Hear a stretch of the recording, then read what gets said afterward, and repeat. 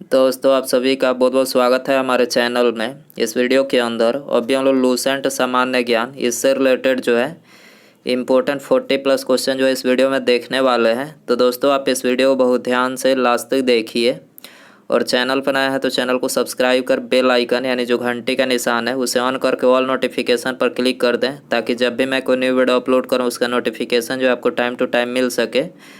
तो चलिए शुरू करते हैं। देखिए यहाँ पर हमारा पहला क्वेश्चन दिया गया है, काजीरंगा राष्ट्रीय उद्यान किसके लिए प्रसिद्ध है। तो देखिए ये काफ़ी इजी क्वेश्चन है और ये काफ़ी बार एग्जाम में क्वेश्चन पूछा जा चुका है। तो काजीरंगा जो राष्ट्रीय उद्यान है तो ये एक सींग वाला गेंडा के लिए प्रसिद्ध है। आपको याद रखना है, काजीरंगा राष्ट्रीय उद्यान एक सींग वाला गेंडा के लिए प्रसिद्ध है। और ये कहाँ पर स्थित है तो ये असम राज्य में स्थित है। आपको याद रखना है काजीरंगा राष्ट्रीय उद्यान कहाँ पर है, असम राज्य में स्थित है। यूनेस्को में 1985 में काजीरंगा नेशनल पार्क को विश्व धरोहर सूची में शामिल किया गया। कब किया गया? 1985 में यूनेस्को में जो है इसे विश्व धरोहर सूची में शामिल किया गया। NH37 की बात करें तो ये काजीरंगा नेशनल पार्क से होकर गुजरता है। NH जो 37 है ये काजीरंगा नेशनल पार्क से होकर गुजरता है। काजीरंगा नेशनल पार्क को 2006 में जो है टाइगर रिजर्व घोषित किया गया। कब किया गया? 2006 में टाइगर रिजर्व घोषित किया गया। आपको याद रखना है। क्वेश्चन नंबर 2 है, अंतरिक्ष के लिए उड़ान भरने वाला पहला व्यक्ति कौन था। तो उड़ान भरने वाले जो पहले व्यक्ति थे उनका नाम है यूरी गागरिन। ठीक है, इनका नाम क्या है? यूरी गागरिन है। इनको 12 अप्रैल 1961 को जो है यूरी गागरिन को अंतरिक्ष यात्रा के लिए भेजा गया था। कब भेजा गया था? 12 अप्रैल 1961 को, याद रखना है। और इनको किस में बैठाकर भेजा गया था? तो वोस्तोक स्पेस क्राफ्ट में बैठाकर जो है इनको अंतरिक्ष में भेजा गया था। इसके अलावा अंतरिक्ष में जाने वाले प्रथम भारतीय कौन बने थे? तो राकेश शर्मा बने थे, जो कि 3 अप्रैल 1984 में अंतरिक्ष में जाने वाले ये पहले भारतीय बने थे। ठीक है, और अंतरिक्ष में मतलब भारतीय मूल की अंतरिक्ष में जाने वाली भारतीय मूल की पहली महिला कौन बनी थी? तो उनका नाम है कल्पना चावला। ये भी क्वेश्चन बहुत बार पूछा जा चुका है कि अंतरिक्ष में जाने वाली भारतीय मूल की पहली महिला कौन थी। तो कल्पना चावला थी। कल्पना चावला की मृत्यु कैसे हुई गई? तो देखिए इनकी मृत्यु जो है 1 फरवरी 2003 को अंतरिक्ष यान कोलंबिया के मिशन STS 107 के वातावरण में पुनः प्रवेश के कुछ देर बाद नष्ट हो जाने के कारण से, मतलब ये जो मिशन था कोलंबिया ये नष्ट हो गया वातावरण में पुनः प्रवेश करने के बाद। STS 107 के वातावरण में पुनः प्रवेश करने के दौरान जो है इनकी मृत्यु हुई है। तो याद रखना है। अगला क्वेश्चन देखते हैं, कोशिका की ऊर्जा इकाई यानी एनर्जी करेंसी को क्या कहा जाता है इसको? तो इसको जो है ATP कहा जाता है। ठीक है, करेक्ट आंसर ऑप्शन C हो जाएगा। क्वेश्चन नंबर 4 है, प्रकाश संश्लेषण की प्रक्रिया के दौरान कौन सी गैस उत्पन्न होती है? वेरी इंपॉर्टेंट क्वेश्चन, आप सभी को पता ही है। जब प्रकाश संश्लेषण होता है तो पेड़ पौधे क्या करते हैं? CO2 ग्रहण करते हैं। ठीक है, CO2 ग्रहण करते हैं, ऑक्सीजन छोड़ते हैं। तो उत्पन्न कौन सी गैस होती है? ऑक्सीजन। याद रखना है। भारत ने पोखरण में पहला नाभिकीय परीक्षण कब किया था? भारत ने पोखरण में पहला नाभिकीय परीक्षण कब किया था? 18 मई 1974 को किया था। ठीक है, करेक्ट आंसर ऑप्शन A हो जाएगा। क्वेश्चन नंबर 6 है, भारत सरकार द्वारा राष्ट्रीय हरित प्राधिकरण की स्थापना कब की गई थी? भारत सरकार द्वारा राष्ट्रीय हरित प्राधिकरण की स्थापना कब की गई थी? तो देखिए इसकी स्थापना जो है 2010 में किया गया था। ठीक है, ऑप्शन C करेक्ट हो जाएगा। क्वेश्चन नंबर, इसके अलावा राष्ट्रीय हरित प्राधिकरण इसको अंग्रेजी में क्या बोला जाता है? शॉर्ट फॉर्म में NGT बोला जाता है। और NGT का फुल फॉर्म क्या होता है? National green tribunal. ठीक है, इसको अंग्रेजी में बोला जाता है राष्ट्रीय हरित प्राधिकरण। इसका मुख्यालय पूछा जाए कहाँ पर है? नई दिल्ली में इसका मुख्यालय है। ठीक है, क्वेश्चन नंबर 7 है, जल एवं अघुलनशील पदार्थों के मिश्रण के भारी अघुलनशील घटकों के नीचे बैठ जाना क्या कहलाता है? जल एवं अघुलनशील पदार्थों के मिश्रण के भारी घुलनशील घटकों का नीचे बैठ जाना क्या कहलाता है? तो नीचे बैठ जाना अवसादन कहलाता है। करेक्ट आंसर ऑप्शन A हो जाएगा। क्वेश्चन नंबर 8 है, निम्नलिखित में से कौन सी विश्व के सबसे लंबे वृक्षों की प्रजाति है? विश्व के सबसे लंबे वृक्षों की प्रजाति कौन सी है? तो ये है रेडवुड। ठीक है, करेक्ट आंसर C हो जाएगा। क्वेश्चन नंबर 9 है ESS एक कंप्यूटर आधारित प्रणाली है जो उपयोगकर्ताओं को उद्यमिता संबंधी आंकड़ों को रूपांतरित करने में सक्षम बनाती है। ESS का पूर्ण रूप क्या है? तो देखिए इसका जो पूर्ण रूप है वो है executive sports system. Executive sports system जो है ESS का पूर्ण रूप है, तो ऑप्शन डी यहाँ पर करेक्ट हो जाएगा। क्वेश्चन नंबर 10 है एंटोमोफिली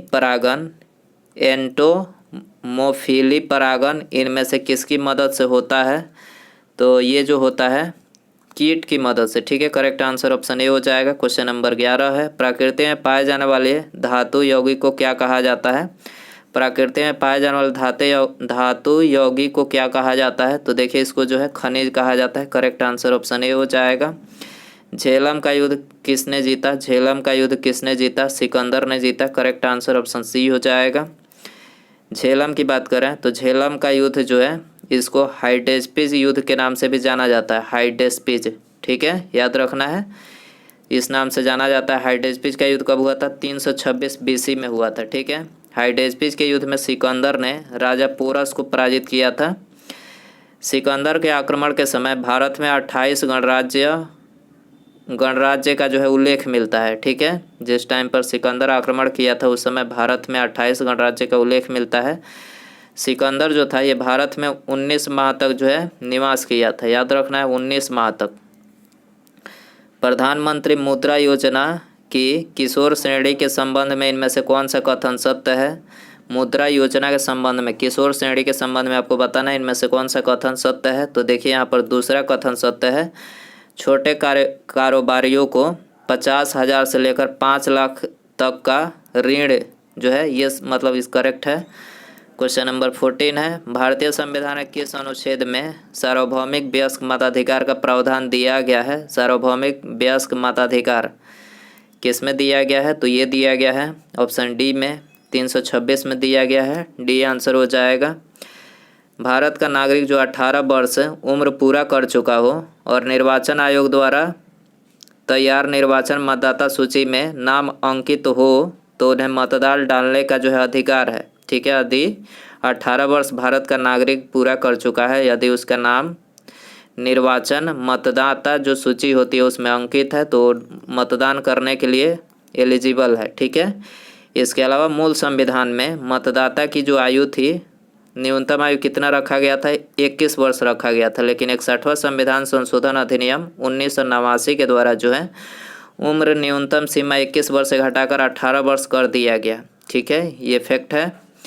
इसके अलावा संविधान का जो अनुच्छेद 326 है इसका संबंध लोकसभा और राज्यों की विधानसभाओं के लिए निर्वाचन का वयस्क मताधिकार के आधार पर करने से है। तो ये भी बातें आपको याद रखनी है। अगला क्वेश्चन देखते हैं भारतीय वायुसेना की स्थापना कब की गई थी? Very important question. भारतीय वायुसेना, इसकी स्थापना 8 अक्टूबर 1932 को किया गया था। ऑप्शन बी करेक्ट हो जाएगा।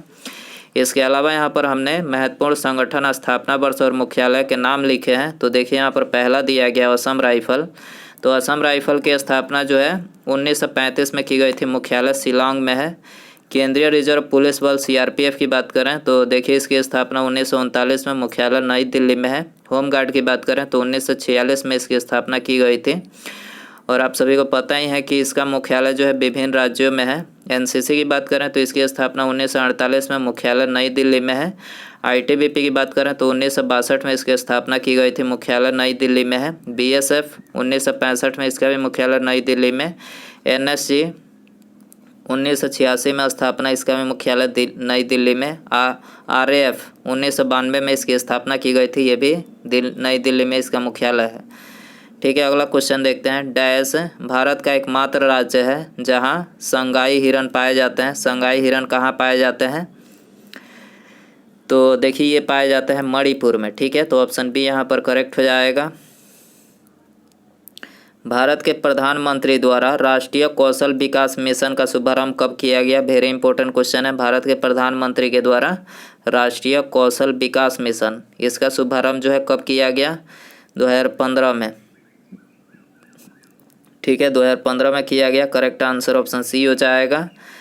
The journal of employment, interest and money the general theory of employment interest and money नामक पुस्तक के लेखक कौन है? तो देखिए इस पुस्तक को जो है जॉन मेनार्ड किन्स ने लिखा है। ठीक है, जॉन मेनार्ड किन्स ने लिखा है। ऑप्शन ए करेक्ट हो जाएगा। फ्रिज का पानी पीने से कौन सी बीमारी होती है? तो देखिए फ्रिज का पानी पीने से जो है कब्ज होता है। ऑप्शन डी करेक्ट हो जाएगा। बाबर ने इब्राहिम लोदी को किस लड़ाई में हराया था? बाबर ने इब्राहिम लोदी को किस लड़ाई में हराया था? तो पानीपत की लड़ाई में हराया था। ठीक है, ऑप्शन बी करेक्ट हो जाएगा। क्वेश्चन नंबर 21 है, निम्नलिखित में से कौन लोकसभा के पूर्ण प्राधिकार का प्रतिनिधित्व करता है? निम्नलिखित में से कौन लोकसभा के पूर्ण प्राधिकार का प्रतिनिधित्व करता है? कौन करता है? तो ये स्पीकर करते हैं। करेक्ट आंसर बी हो जाएगा। 22 है, निम्नलिखित में से किस वर्ष में महारानी विक्टोरिया की उद्घोषणा में यह ऐलान किया गया था कि इसके बाद से भारत ब्रिटिश राज द्वारा और उनके नाम पर एक राज्य सचिव के माध्यम से शासित होगा? तो ये किस वर्ष ये ऐलान किया गया था? तो ये 1858 में ऐलान किया गया था। ठीक है, महारानी विक्टोरिया के द्वारा। ठीक है, तो ऑप्शन ए करेक्ट हो जाएगा। सिपाही विद्रोह या ब्रिटिश शासन के विरुद्ध आज़ादी की पहली लड़ाई किस वर्ष में हुई थी? तो आज़ादी की जो पहली लड़ाई हुई थी 1857 में हुई थी। ऑप्शन डी करेक्ट हो जाएगा। क्वेश्चन नंबर 24 है, भूमि पर स्थित विश्व का सबसे ऊंचा जलप्रपात कौन सा है? भूमि पर स्थित विश्व का सबसे ऊंचा जलप्रपात कौन सा है? तो सबसे ऊंचा जो जलप्रपात है एंजल जलप्रपात है। करेक्ट आंसर ये हो जाएगा। 25 है, निम्नलिखित में से कौन सा राष्ट्र द्वितीय विश्व युद्ध में धुरी शक्तियों का हिस्सा था? कौन सा राष्ट्र द्वितीय विश्व युद्ध में धुरी शक्तियों का हिस्सा था? तो ये था जर्मनी। ठीक है, जर्मनी था। ऑप्शन बी करेक्ट हो जाएगा। 26 है, भारतीय संविधान के किस अनुच्छेद में यह उल्लेखित है कि राज्य न्यायपालिका को लोक सेवाओं में कार्यरत कार्यपालिका से पृथक करने हेतु कदम उठाएगा? तो ये कौन से अनुच्छेद में उल्लेखित है? तो देखिए अनुच्छेद 50 में उल्लेखित है कि राज्य न्यायपालिका को लोक सेवाओं में कार्यरत कार्यपालिका से पृथक करने हेतु कदम उठाएगा। तो ऑप्शन बी यहाँ पर करेक्ट हो जाएगा। दोस्तों वीडियो पसंद आ रहा है तो प्लीज़ वीडियो को लाइक करें, अपने दोस्तों में शेयर कर दें और चैनल पर नया है तो चैनल को सब्सक्राइब करके बेल आइकन प्रेस करें ताकि जब भी मैं कोई नई वीडियो अपलोड करूं उसका नोटिफिकेशन मिले आपको। अगला क्वेश्चन देखते हैं, हवा महल का निर्माण किसने करवाया था? वेरी इंपॉर्टेंट क्वेश्चन है। तो हवा महल का निर्माण जो है महाराजा स्वाई प्रताप सिंह ने करवाया था। ऑप्शन ए करेक्ट हो जाएगा। ए पैसेज टू इंडिया नामक उपन्यास के लेखक कौन है? तो देखिए इस उपन्यास को जो है E.M. फोस्टर के द्वारा लिखा गया था। ठीक है, ऑप्शन बी करेक्ट हो जाएगा। भारत छोड़ो आंदोलन किस वर्ष शुरू हुआ था? तो देखिए भारत छोड़ो आंदोलन जो है 1942 में शुरू हुआ था। ऑप्शन ए करेक्ट हो जाएगा। क्वेश्चन नंबर 30 है, OECD यानी organisation for economic cooperation and development का मुख्यालय कहाँ स्थित है? तो OECD का जो मुख्यालय है ये पेरिस में स्थित है। ऑप्शन बी करेक्ट हो जाएगा। अमीर खुसरो का जन्म उत्तर प्रदेश में हुआ था। कहाँ पर हुआ था? उत्तर प्रदेश में पटियाली में हुआ था। ठीक है, ऑप्शन डी यहाँ पर करेक्ट हो जाएगा। द इंडियन स्ट्रगल नामक पुस्तक के लेखक कौन है? तो देखिए इस पुस्तक को जो है सुभाष चंद्र बोस के द्वारा लिखा गया है। ऑप्शन डी करेक्ट हो जाएगा। विश्व की सबसे लंबी नदी कौन सी है? तो विश्व की सबसे लंबी नदी आप सभी को पता ही होगा, नील नदी है। ठीक है, करेक्ट आंसर सी हो जाएगा। माउंट एवरेस्ट पर चढ़ने वाली पहली भारतीय महिला कौन थी? तो ये भी काफ़ी इंपॉर्टेंट क्वेश्चन है। बछेंद्री पाल माउंट एवरेस्ट पर चढ़ने वाली पहली भारतीय महिला थी। ठीक है, ये आंसर हो जाएगा। माउंट एवरेस्ट की ऊंचाई कितनी है? 8848 पॉइंट कुछ है, 8848 पॉइंट कुछ है मीटर इसकी ऊंचाई है, आपको याद रखना है। भारतीय तट रेखा की लंबाई कितनी है? तो 7500 किलोमीटर। भारतीय तट रेखा की लंबाई कितनी है? 7500 किलोमीटर। ऑप्शन सी करेक्ट हो जाएगा। माजुली संसार का सबसे बड़ा नदी द्वीप किस राज्य में स्थित है? तो देखिए माजुली जो है असम राज्य में स्थित है। ऑप्शन बी करेक्ट हो जाएगा। निम्नलिखित में से किस राज्य की तट रेखा सबसे लंबी है? तो तट रेखा सबसे लंबी जो है गुजरात राज्य की है। ऑप्शन सी करेक्ट हो जाएगा। कंचनजंगा स्थित है, कहाँ पर स्थित है? तो कंचनजंगा जो है सिक्किम में स्थित है। ऑप्शन बी करेक्ट हो जाएगा। भारत में सबसे घनी आबादी वाला राज्य है? तो भारत में सबसे घनी आबादी वाला जो राज्य है वो है बिहार राज्य। ठीक है, ऑप्शन बी यहाँ पर करेक्ट हो जाएगा। अगला क्वेश्चन है, देशों के निम्नलिखित समूहों में से किसके साथ अरुणाचल प्रदेश की साझी सीमाएं हैं? तो अरुणाचल प्रदेश की जो साझी सीमाएं हैं किन देशों के साथ करती है? तो भूटान, चीन और म्यांमार। ठीक है, ऑप्शन सी यहाँ पर करेक्ट हो जाएगा। अगला क्वेश्चन है, भारत का सबसे बड़ा राज्य कौन सा है? तो देखिए, भारत का जो सबसे बड़ा राज्य हुआ है राजस्थान। ठीक है, राजस्थान जो है भारत का सबसे बड़ा राज्य है। अगला क्वेश्चन है, कामाख्या मंदिर किस राज्य का महत्वपूर्ण पर्यटन स्थल है? कामाख्या मंदिर जो है किस राज्य का महत्वपूर्ण पर्यटन स्थल है? तो देखिए, ये है असम राज्य का। ठीक है, तो ऑप्शन बी यहाँ पर करेक्ट है। इसके अलावा आप लोगों के लिए होमवर्क कुछ क्वेश्चन पूछ लेते हैं। देखिए, क्वेश्चन है आपके लिए, उपनिषदों की संख्या कितनी है? आपको बताना है, ये आपके लिए होमवर्क क्वेश्चन रहेगा। उपनिषदों की संख्या कितनी है? एक और क्वेश्चन पूछ लेते हैं, पुराणों की संख्या कितनी है? तो इन दोनों क्वेश्चन को यदि आपको इसका आंसर पता हो तो कमेंट में ज़रूर बताएं। उपनिषदों की संख्या और पुराणों की संख्या अभी कितनी है, इन दोनों का आंसर कमेंट बॉक्स में ज़रूर बताएं। और वीडियो पसंद आया तो प्लीज़ वीडियो को लाइक करें, अपने दोस्तों में शेयर करें, और चैनल पर नया है तो चैनल को सब्सक्राइब करके बेल आइकन प्रेस करें। ठीक है, आगे आने वाली वीडियो का नोटिफिकेशन पाने के लिए। ठीक है, तो मिलते हैं अगले वीडियो में। नमस्कार, जय हिंद, जय भारत।